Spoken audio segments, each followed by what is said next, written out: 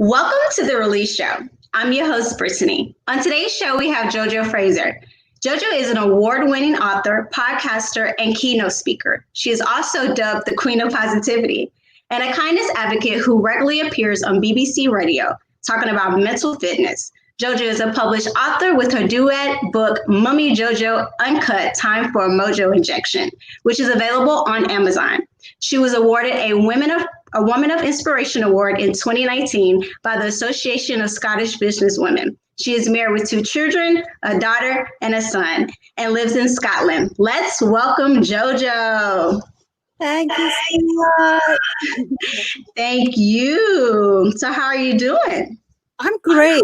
I have been wild swimming today, what we call in Scotland, it's wild swimming because it's really cold water. So I'm feeling really invigorated. It's like a nice natural mojo injection for me, buzzing. So I'm feeling really good. Yeah, thank you. That's great. So let's jump into it. What inspired you to venture into the world of writing, speaking, and podcasting? Great question. I've been writing all my life. So books and writing, I just adore. So it was a natural thing. It's a passion. Podcasting, I don't know.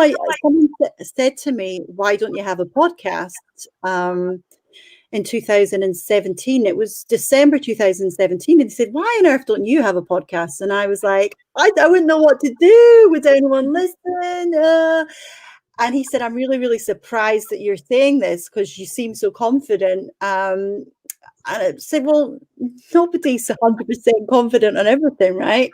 Right. So, but I thought about it and I thought, I'm going to do this. So I launched that podcast, Time for a Mojo Injection, Jojo Fraser, in June 2018. So 2018 was a really busy year because I got the concept and I've been writing the book at the same time, and the book launched a couple of months later. So they were 2 huge launches. And yeah, it was the most insanely busy, exciting, busy year. But I just wanted to make a difference through my content. And yeah, I just had that burning desire. So just made it happen. That's great. When did you first get the inspiration to venture into speaking on the issue of mental health? Well, I've always loved performing. So being on the stage, actually giving motivational talks came quite naturally to me because I just love being able to be present with people and really try and make an impact through speaking, be that in a character or be that as myself. So as I was, once you publish a book, lots of people book you for speaking gigs. So it kind of happened naturally. The book came, I've been doing a lot of speaking online, but then when the book came and the podcast, lots of people were booking me up. And I just loved it up there. And when you get feedback that you're making a difference and that, with mental health in the UK, especially, I think you're better in America for this, talking openly. Therapy is perhaps more normalized in America as well. But here it's very much, shh, let's not talk about this. Even health, we all have mental health. We don't all have a mental illness, but some people that have a mental illness have better mental health than people that don't have a mental illness, so we all have mental health. And I realized that shame is really dangerous, and talking about it, there's social stigma and there's personal stigma, and when you don't talk about things, that's when you're more likely to be in the danger zone when it comes to things like suicide or not recovering from, not having good mental health. Because if you bottle things up, it literally puts knots on your shoulders. I get people that open up to me and you can see their shoulders drop when they've just got stuff off their place. Yes. So for me, it was just so naturally to talk about it because I like to keep it real, and I hate putting on a performance when it comes to real life. I don't believe we're here to be perfect. I think that can be very dangerous when we have that approach. So I'd say my core kind of value is just keeping it real and honesty. But that may seem quite simplistic, but it's actually really, really hard. Yes. And so I do agree with you about writing helps you, and it does, because I remember going through some tough times in my life, and writing, just typing on my laptop, and I felt like such a weight lifted off my shoulder, just releasing it just on that on that screen, and it really helps you to write when you're going through things, and to speak about it. Don't be afraid if you're having mental issues. Talk to someone who you feel that will give you real advice and not sugarcoat things. And that's another thing, is that you need to surround yourself around people who are real and authentic, because people will tell you what you want to hear, but you need people to tell you what you need to hear, which is very, very important. Yeah. So how important do you think mental health is in today's world, especially during this anxiety-inducing pandemic? Yeah, I always think that mental health actually is at the heart of everything. I've been a mental health researcher for 6 years now, and it really is at the heart of everything. It's at the heart of our motivation, our relationship, our health, be that our physical health. A lot of mental health issues that are left unresolved manifest in the body, in the shoulders, in our sleep, in our weight, in our relationship with food, in our relationship with people. We all have to do the work. I don't think anyone has got perfect mental health. It's a daily check-in. Hormones as well. There's periods in the month for women, for example, where it's going to be a harder week. You're going to be more triggered, right? Because you have a certain hormone. So they say when you're ovulating, you're like, yeah. And I kind of get that. I've kept mood journals, and my cycle's always been very kind of on point. So I know exactly 28 days. And I do notice in the middle of the month when they say you're ovulating that I'm like high energy and stuff. And I've heard coaches say, if you're a speaker, try and book all your speaking gigs for that week. And then when you get to 28 in the cycle and you're getting into PMS and your hormones are, try and have where you're at home more, or you're not meeting people as more. And there's definitely something in that, I think mental health, hormones, all the different factors, it's just at the heart of absolutely everything. It really is. What do you think is the most critical mental health issue that people need to take serious? Well, I would say the more common things, obviously depression is huge, and anxiety, as you say at the moment, is absolutely huge. So if you're watching the news every day, it's very likely that your anxiety levels, your cortisol, your adrenaline is really firing up. We all have anxiety, and we need a small amount, obviously, to keep us safe. But I think there's so many people just hooked on the news, hooked on the negativity, because that's the brain is wired to focus on the negative to keep us safe. But I think at times like today, it's like if you're going to have anxiety, 2020 is a very, very easy year to get sucked in and to really focus on the fear rather than to focus on the positives and gratitude and how we can really nurture our brain and our mind and give it the good stuff. So things like oxytocin, which we really lack in, our kind of natural soothing system. A lot of people will be more in this sort of fight or flight mode at the moment, which is a real red zone. And what we need to do is we need to strip it back, spend more time in nature, spend more time talking about things, do all the things that are, releasing the good, healthy hormones. Otherwise, it's just going to be really, really damaging for people. And our energy is infectious. So the more people are walking around with anxiety, that impacts the planet, right? Because we're all off each other. So, when people say to me, "Oh, the queen of positivity," it's easy to be that way. But no, I actually have to every day do the work and think, right, what does my body need today? Am I feeling anxious today? Right, do I need to turn the news off? Do I need to go out for a wild swim? Do I need to go for a run? Do I need to perhaps stop shoveling sugar in my body? It's just checking in. And some days it might be, I'm going to have that chocolate bar and I'm going to chill on the sofa in my onesie. But just checking in to see what you need. And the key thing is self-compassion for people. taking away that shame of feeling anxious, because it's a natural emotion, and being compassionate to yourself and saying, like, if you are just wanting to have a day chilling out and enjoying your favorite foods or whatever, we're in the middle of a pandemic. So let's not beat yourself up about things either. You know, we're allowed to have days where we're just thinking, what the heck is going on? Yes. But then it's checking it in and saying, right, I've had a couple of days where I've been on the sofa and I've not really wanted to do much.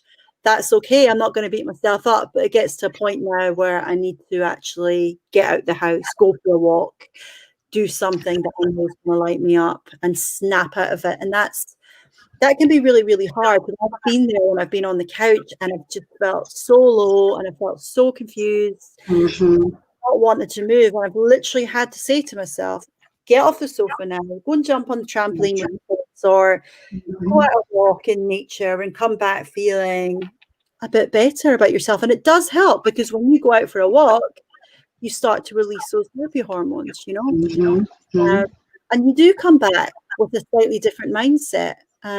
So something to do with yourself. Yes, and I agree. I think also, you know, we need to exercise. I think that's a big thing. Like, we need to exercise, even though you're depressed or you're sad about something, just go and take a walk, get your mind, detox your mind. And self-care is very important, especially during this time. 2020, we need to take into account to take care of ourselves first. We have to be healthy in order to be able to be happy for others or to live in this world. Because if we're not healthy and our mind is messed up, we're in a state of anxiety and just unhappiness, which you're pouring that into the universe, and that's what you're attracting back to yourself, which is not great for yourself or anyone around you. So I actually purchased your book last week and received it on Tuesday. I was reading it and I was glued to the pages. Please share with us, why did you create this book? Oh, thank you so much for getting the book. That means a lot. This book, I was fed up. I had a real pain point, and that was, you know, I've always been dubbed as a really positive person and a really happy person. And I kind of took my mental health for granted. I just sort of assumed, well, you know, I've got a happy personality. And then I saw my dad, who's very, very like me, go from a really happy, gregarious character to very, very ill, with depression and extreme anxiety. And he went from, you know, the bubbliest, like Robin Williams, looks like him, just the bubbliest character, to a shell of himself. He lost, like, he went from 12 stone to 6 stone. He just looked so ill, and he lost all that oomph about him. And I thought, if that can happen to him, that can happen to me, that can happen to anybody. And what really, when he was going through that period, and we really didn't think we would get through that, we thought we were going to lose him. Thankfully, he's in a much better place now. But that was a really, really tough time. And I was fed up of the stigma. I was fed up of people saying, why can't you pull himself together? I just couldn't believe how bad things were and how little research there is in mental health, and how they think in the UK we're 17 years behind research because we just don't have the funding that we need. So I made it my mission to speak, to raise awareness, to raise lots of money for mental health charities, and just to stop the stigma. And I've noticed a real difference over the past 6 years as I've been campaigning. People are talking more now, but there is still such a long way to go. So in your book, you talk about how your dad was diagnosed with severe depression and hospitalized in 2014. Can you share with us some of the most challenging issues you've had to deal with when trying to get him back on his feet? Yeah, I guess at first when they were giving a medication, they don't know how it's going to react. So you're waiting for 6 weeks to see if it's going to kick in. So it was really hard seeing, you know, something like psychosis, we don't talk openly about because the movies make it seem like a scary topic. If someone's psychotic, you think that they're a serial killer. But actually, when someone's got psychosis, they could just be really delusional. You know, this can happen to very kind people. It's not just right, people are serial killers or whatever. So my dad was extremely paranoid and delusional for some of that. And that can happen to anyone. Yes. But with that being new to us, it was, really hard to watch. And you can't, when someone's in that frame of mind, you really are just waiting for them to get well again, Mhm. so waiting on the medication to work was probably the hardest thing, and having faith that he would get better. And he did, thankfully. Thank God. Thank God. What are the most important lessons you think people will learn when they read your book? I think a lot of people say it's like a hug in a book. So I think it's, it will hopefully teach people how to be more self-compassionate to themselves, how to love themselves more, how to things to do. Like there's toolkits at the end of each chapter, so things that we can do to really, really help us. There's a huge amount we can do for our well-being, and I think it's helped to educate people that there's so many toolkits, and we don't just have to accept and pigeonhole ourselves as, right, I'm the one with depression, I'm the one who is mentally fragile, or I'm the anxious one. I think Mhm. it's challenging people that actually you don't have to hang on to those labels, and that you are so much more, and just how amazing we all are. We are so powerful as humans, but so many people take on these limiting beliefs and carry them through life, and it stops them. They're kind of living someone else's life because they're held back by the things they've been told in childhood, or the things society will tell us. But actually, when you strip it really, really back, we're like this kind of clear water, but we're clouded by our earthly conditioning, and Mhm. we're all at the heart of it. Completely amazing, so talented, with really incredible intuition. So I just, give people a mojo injection. And people have said they've got a job at the end of it, they've left relationships that were toxic. Um, they've gone on to follow their dream. So that's the kind of feedback I live for.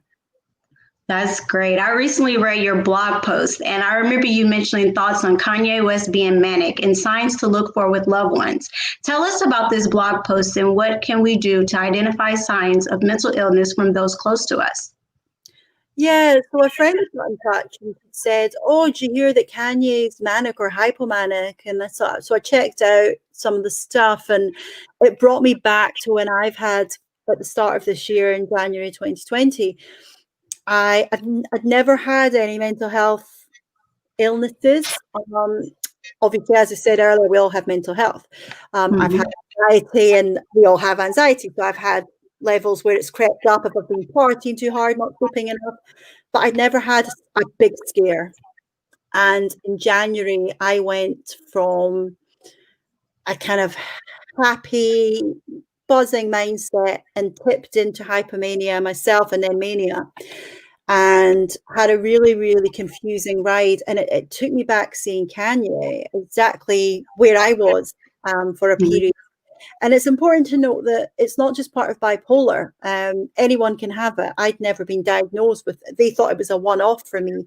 And the reason being, it can be extreme workload. Like, I had an awful lot on my plate. I was really excited. I was really buzzing. I had so much dopamine. Obviously, someone like Kanye West, like, he's going to have loads of dopamine, right? Because that's a Right. whole different level. Um, so that's a huge trigger for people. If you've got a really exciting workload, or if you've got stress going on behind the scenes, or if you're grieving, or if you are Mhm. misusing drugs and alcohol, they're all the key things.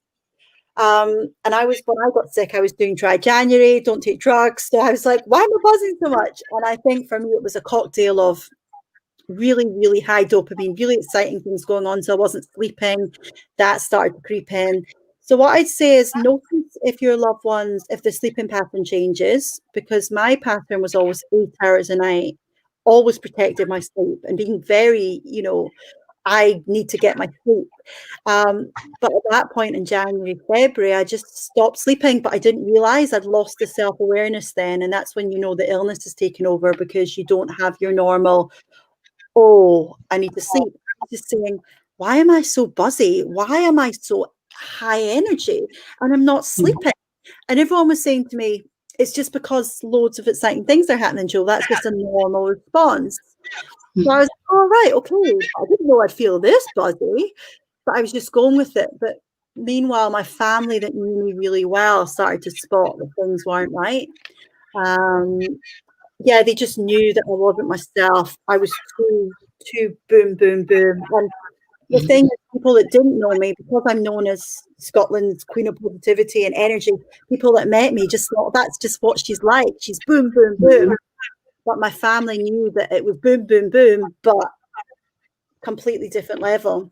So what I would say is keep your circle close. And it's hard because if someone's tipped into hypomania or a mania, you can't really come down on them. And because if you say, right, I'm really, really worried, to go back away, because they don't know and they're feeling so good. So it feels like family are just trying to pull you away from the most amazing thing. You know, you don't get it because you're buzzing and it's an addictive feeling. And when you've tipped into that illness, you really need help. So I would say for family, get the help, get the professionals in, take your loved one to the doctor or call the nurses, the mental health team, and get some help, get some sleeping tablets, protect your sleep, get mood stabilizers, whatever you can do to get yourself back on track, grounded and self-aware. So for me, I had some episodes. In 2009, I was in a really bad accident with the 18-wheeler truck in Nashville, Tennessee. I was actually on my way to go see my mom in the hospital. And also during that year, I lost my stepmother. I lost my grandmother. And so it was a very, very, very challenging year for me. But for me, I kind of shut off for the world. Like if I went to work, I was such this jolly person, right? But when I would go home, I would be like depressed. I would be so depressed. I remember texting my mom or somebody that I was going to kill myself because I was just over this year. That year was so horrible for me. I mean, it was just bad things happening back to back. And it was very tough for me. But I was one of those kind of people who kept it in, right? So when you see me, I'd be all jolly, happy, and everything, but I kept it in. And I think a lot of people don't want people to go through it with them, or they feel like they're bringing negativity into somebody else's life. So they don't want to open up and tell you what they're going through. So they harbor it inside of them, and it's affecting them so badly. I remember being on the interstate, and I wanted to run my car into the wall. And a voice in my head was like, no. I mean, I remember actually getting ready to do it, and the steering wheel was going back and forth, and I caught it and grabbed it. And I remember I used to live by a lake by myself in a community by the lake. And I remember one night it was so dark, and I just wanted to run my car into the lake because I was just tired of life. I was tired of things happening to me over and over and over. But I didn't want to open up to people and tell them what I was going through. You know, I wanted to try to deal with on my own. And I think that's part of the problem, is that people don't want to open up about issues. You know, sometimes people are going through things and you don't see it. You don't see it in their behavior. You don't see it. They're able to actually cover it up. And I was one of those people. Like, you didn't know I was going through anything. I was such a jolly person around everybody that I was around. But when I went home, it was like a totally different person. And I thank God that I had a dog, because I feel like that dog really helped me, you know, through those times in my life. You know, I remember I locked myself in a closet, and my aunt and my mom came over to my apartment trying to get into my apartment because I was in a very terrible space. I couldn't understand why my grandma passed away. And even with my grandma, let me tell you about this. I remember waking up one morning and I was like, something bad is about to happen in my life. I didn't know what it was, but I felt it so powerful. And I was like, oh my gosh. So I called one of my friends at the time. We went to Tennessee State University, and I asked her, I said, Jamaica, will you please ride to Atlanta? Now, Atlanta is like 3 hours away from Tennessee. And I remember telling her, let's just go to Atlanta. Something bad is about to happen in my life. I got to get away. Like, I have to go, you know? So I left. We went to Atlanta. We had a good time. And then I was like, okay, it's time to go back home. So we left and went on a Friday, and I came back on a Sunday. And on the way back, I got a phone call from my aunt. And she was like, Brittany, where are you at? What do you know? And I said, I'm on my way back to Nashville. And she started crying. And she was like, Grandma passed away. And I was like, what? And I went from going 50 miles per hour to 100. I didn't care if the state trooper was going to have to, or the police was going to have to follow me all the way home. I knew it. I felt it. And I was afraid of those feelings too, because I do sense things before they happen. And it's a scary thing to me, you know? And I know my husband asks me sometimes, why don't you say anything? I don't know. Like, I don't know why I don't say it, but I can feel it. I can see it. I can sense it. And it's scary because I don't want to say it. You know what I mean? If it's something really bad, then I'll have to say it. Because like last year, my family and I, there was an explosion at a gym where my daughter, our daughter was taking her swimming class, right? And 2 days before that, I remember feeling the same way I felt when I woke up about my grandma, right? I was trying to ignore the feeling. I was trying to ignore it. I remember I walked out of my office and I was feeling, and I had to walk, and I started drinking water, and I was like, no, like I couldn't see what was going to happen, but I felt like something was about to happen.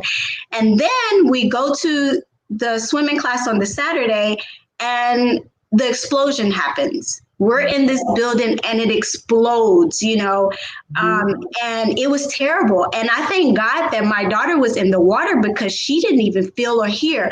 I mean, had she heard or felt that, I know she would have needed therapy. I know she would have had trauma. It just really just passed over her. And I thank God for that. It affected me, and I had to go to therapy. My husband was okay. It affected him for a little bit, but for me, it was really bad because it was taking me back to this feeling of, oh my gosh, I feel these things, but why do I not say anything? You know, why do I not get signs to not do something to help prevent it from happening? You know what I mean? So yeah, I mean, some people just really keep things in, and I know a lot of people feel like you're strong and you can handle things on your own, but sometimes you really just needed to get out so that somebody can help you and give you great advice. You know, that's why I started this show. I started this show for people to release their stories into the atmosphere so that they can bless and inspire other people. And so I can't wait to come on the show and tell my story too. But you know, we really need to talk. We need to release ourselves. We can't handle everything on our own. Sometimes we need help, and it's okay to ask for help. It is okay to ask for help. You know, ask for help from people that you trust, because that's a big thing too, people that you trust. And so I advise everybody to definitely, you know, ask for help when you need it. Because I was always that person that was like, oh my gosh, you're always so positive. You're always so happy. Like, how are you always happy? You just don't know. I'm not always happy. I show that, but I go through things just as much as you do, you know? So, you know, just because I look happy on the outside doesn't always, I'm not always feeling that way on the inside. So as an advocate of positive thinking, what characteristics do you think people should imbibe to eliminate negativity from their minds? What characteristics people embody to eliminate negative thoughts?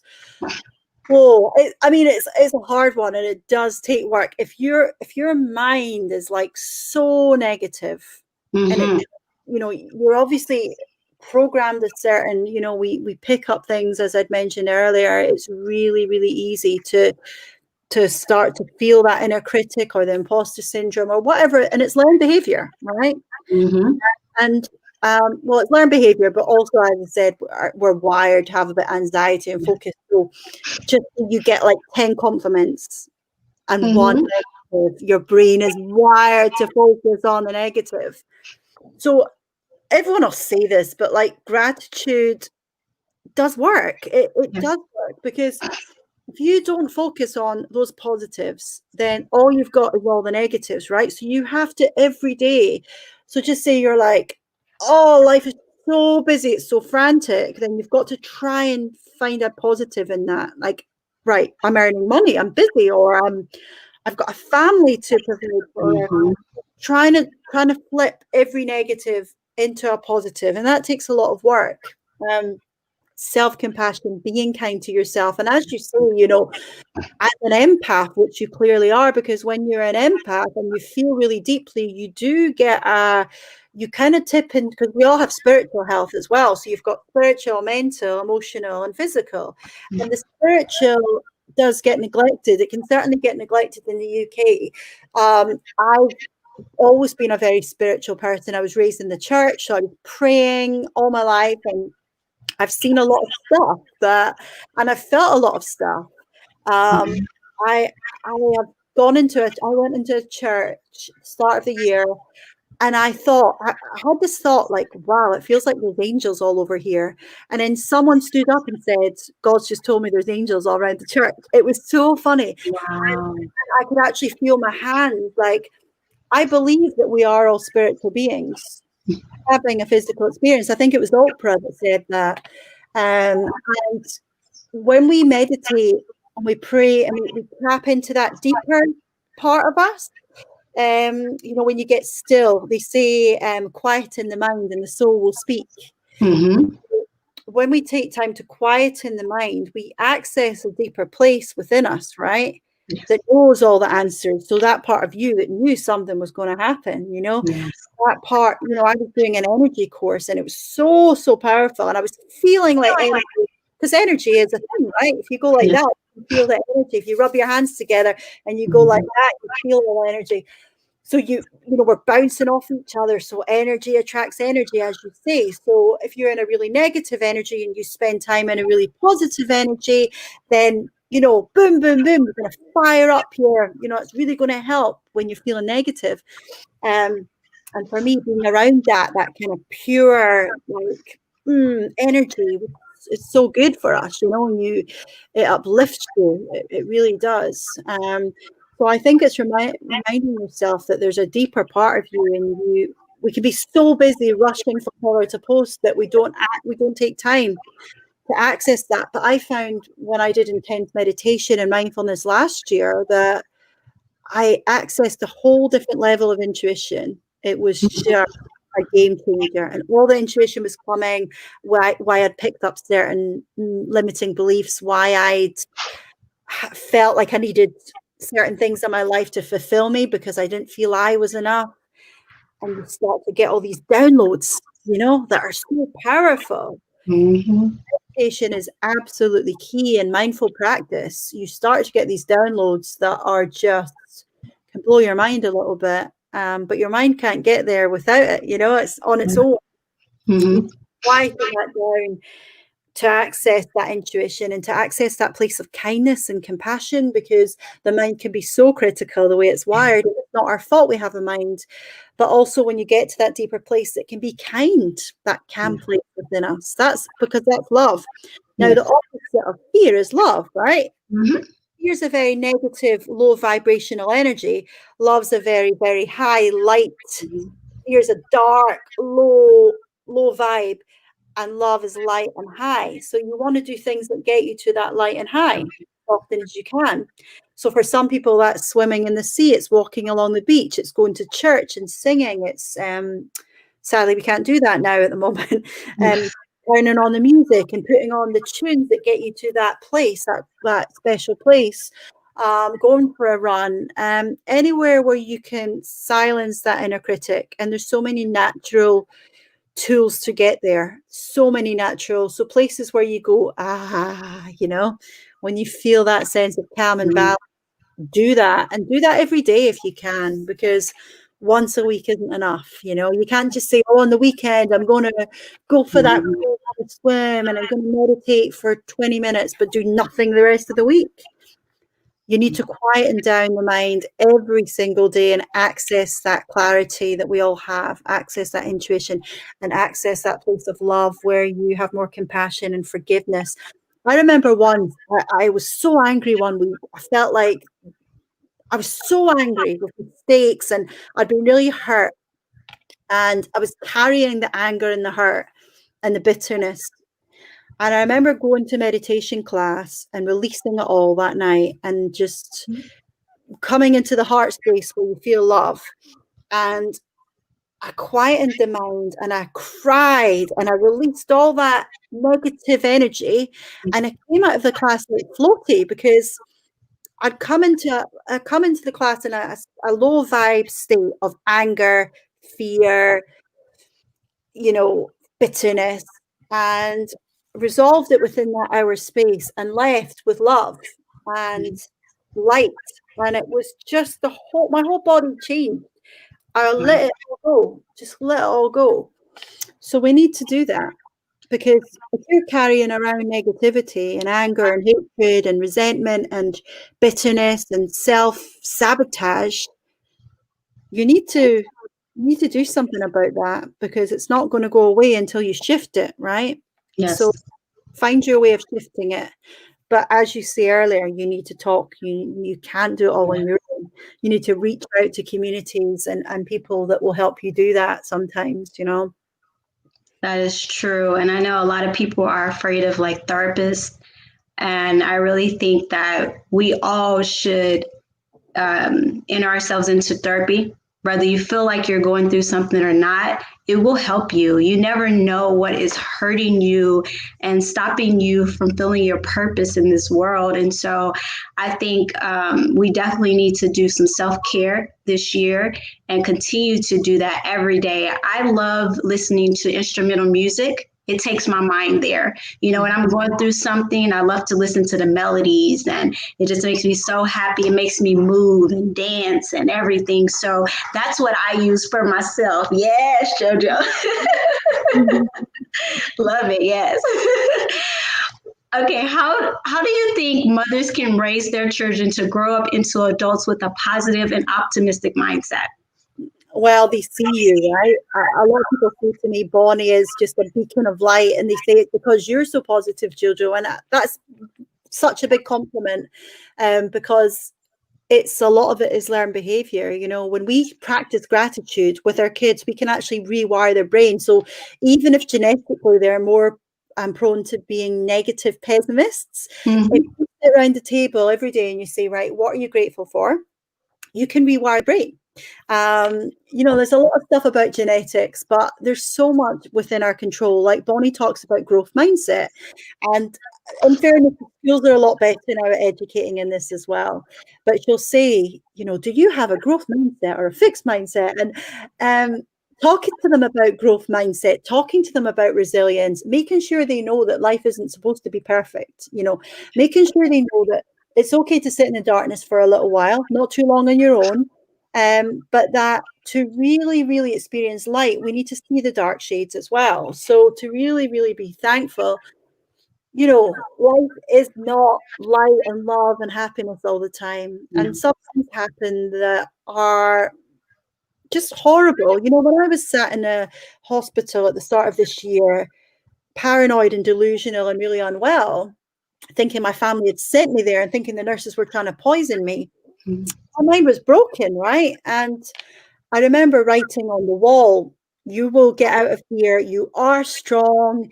You are love. You are, and all these positive mantras. And boy, did it work, even when my mind got so dark, like, why is this happening to me? It's important that I tell the kids, like, mummy's had times in our life where it's been so hard, and it's really easy to say, why is this happening? But you just need to trust and remember that we are so strong. We're so resilient naturally that we're so much stronger than we give ourselves credit for. So instilling these mantras into the kids, you are strong. You are really, really strong. And I'll do things sometimes in the morning where, you stand in front of the mirror and you say, we're strong, we've got this. And you start to believe it, even if your mind tells you it's not true. Right? You start to believe it. And yeah, we are so, so strong. So just keeping that, instilling it in their mind, because your energy goes where your focus flows, right? So you keep saying you're so strong, and really talking to the kids as well about effort. So rather than sharing them in praise, like, you're amazing, you got this, but be like, you worked so hard over this. Like, you are really, really, great, because you've put so much effort in, rather than saying that you're amazing. Because actually, like Bonnie said to me once, I want to be a singer. And we sang at my book launch. We sang A Million Dreams together. And then the following month, Pink and Willow released it. And she was so angry. She's like, they've copied us, Mum. And I was like, I don't know if they did, darling. I don't know if they saw or did. But she said, no, Mum, we did that in a castle last month, and now they're releasing it. And I said, well, Pink's been in the industry for a long time. And she said, well, Mum, I don't need singing lessons. I'm just going to. And I said, no. I said, Willow and Pink will have had so many singing lessons. You can't think like that. If singing's what you want to do, you need to have lessons. I said, I wish I had lessons when I was a kid, because I can hold a tune. But I mean, I've never had any lessons. I was like, Bonnie, if you got lessons and you craft that, and that's what you want to do and you work, that puts you in a really good stead. So it's making sure they know that they need to work at their passion as well, you know. That's great advice. What tips and advice do you have for people who have something significant to share and plan to start a podcast?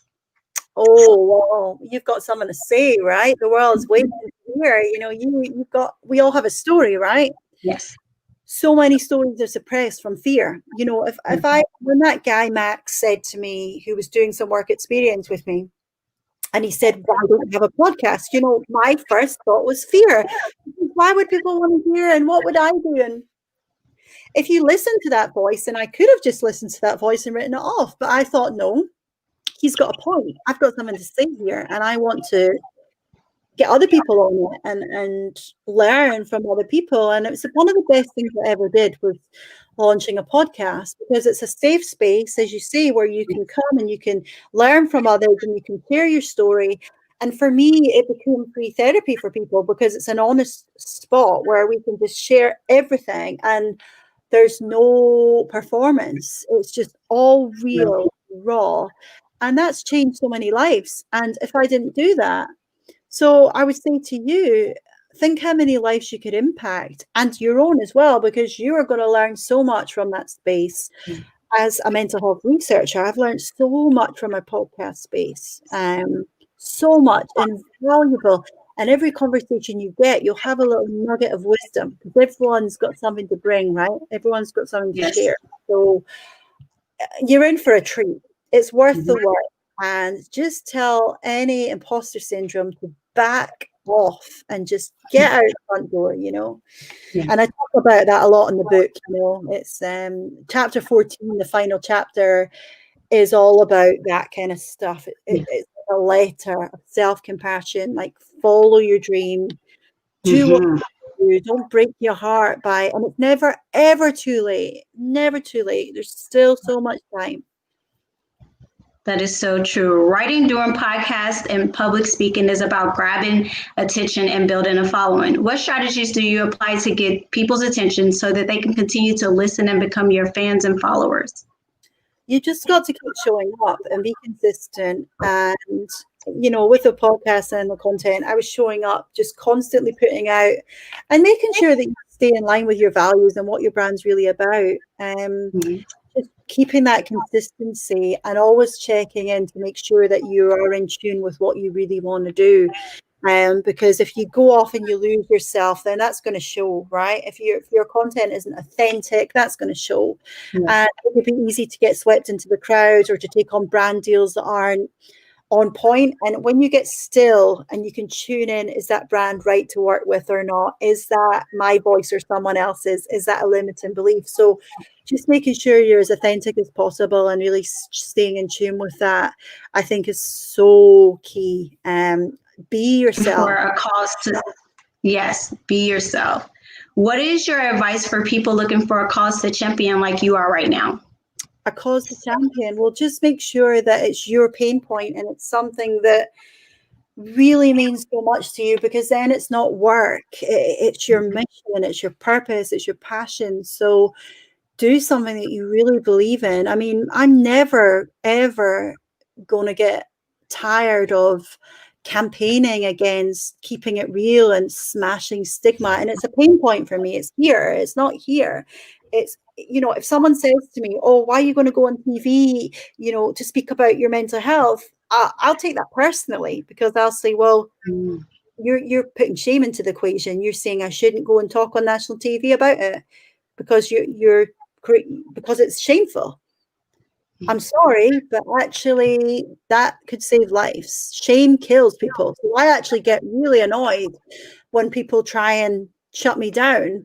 So it's that passion, it's that fire. You know, I'm never going to lose that passion. It's only going to get stronger. So tune into what your passion is and how you want to make a difference in the world. Because I know I'm making a difference, because I know stigma is huge. And there's so many people, you wouldn't believe how many people will say to me, and some people I respect, like, keep it private, your private life's private. No thanks. That's my work. I'm not saying everyone else has to be like that. That's my thing, and that's never going to leave me, ever. And you know, I've got a tattoo on my arm. It means passion in Thai. I got that when I was 25 when I got in San Francisco, and it was always to keep it real and stay true to my passion. So keep it real, stay true to your passion, know your pain point, what difference you want to make in the world, and then you're unstoppable, because you know that you tune in with that every single day, check in with that every single day. And sometimes that means giving the ego that we all have, and we all need a little bit ego, giving it a little slap in the face in the morning, you know, or giving it a slap in the face at night if you're getting sucked into the bull, the nonsense. So checking in with that, keeping it real.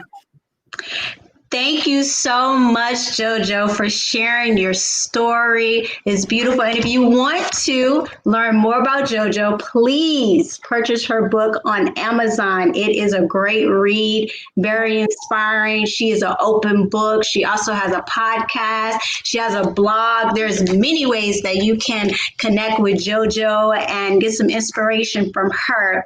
Please let them know how to connect with you on your blog and your podcast. How do they get to that?